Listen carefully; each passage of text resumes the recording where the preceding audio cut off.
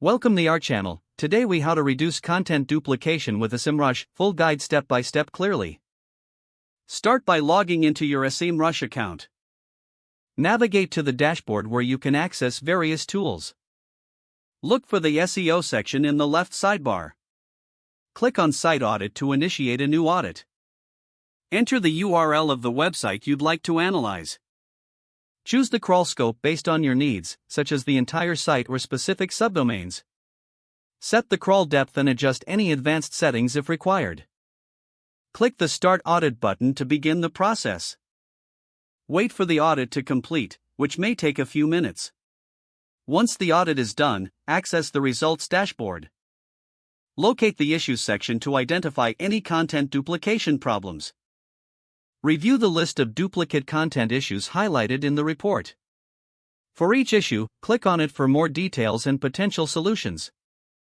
Take note of the URLs where the duplication occurs. Consider using canonical tags on duplicate pages to indicate the preferred version. Alternatively, think about combining similar content into a single, comprehensive piece.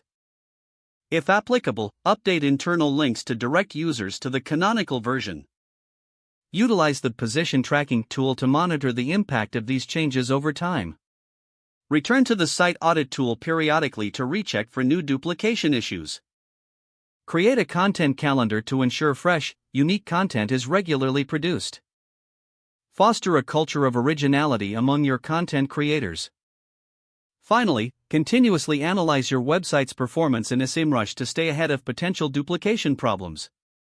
If the page does not load, refresh the browser or try again in a private or incognito window. Make sure you are using the correct email address, then retype it carefully to avoid small typos. If your password is not accepted, use the reset option and create a new strong password you can remember. Check your spam folder for verification or security emails, then complete any requested confirmation steps.